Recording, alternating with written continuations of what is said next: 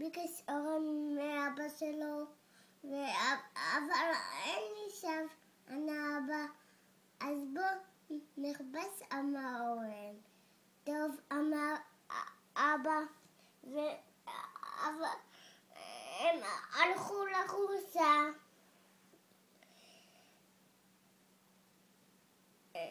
הם חיפשו וחיפשו, והם מצאו סב. הם מצאו ענפים, והם מצאו אסטובלים, והם מצאו אבנים יפות.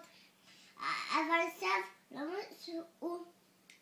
חזרו ואורן ואבא הביתה. אבל אורן היה עצוב וסיפר לאמא שלא מצאו סב.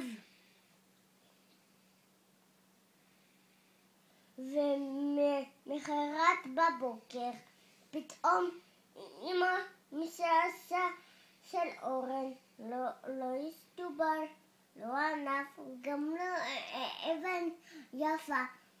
היא מצאה סב. זה היה סב חמוד מאוד, די גדול, עם 4 רגליים, ראש, וזנב והכל. אמא הרימה את הסב ואמר לו, אתה בדיוק הסב שאורן בחיכה לו.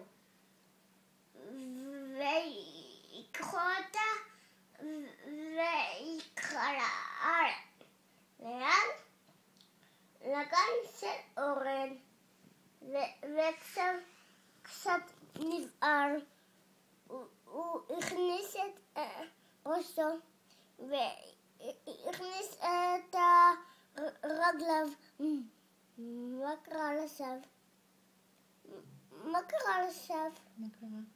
הוא נבער קצת והוא נבער, הוא הכניס ראשו והכניס את הזנב וקצת נבער.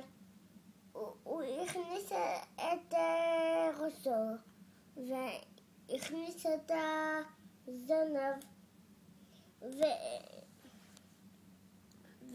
והוא רק קטנה הפוכה. רק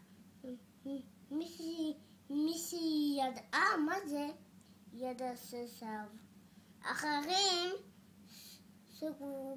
שגבו קערה קטנה.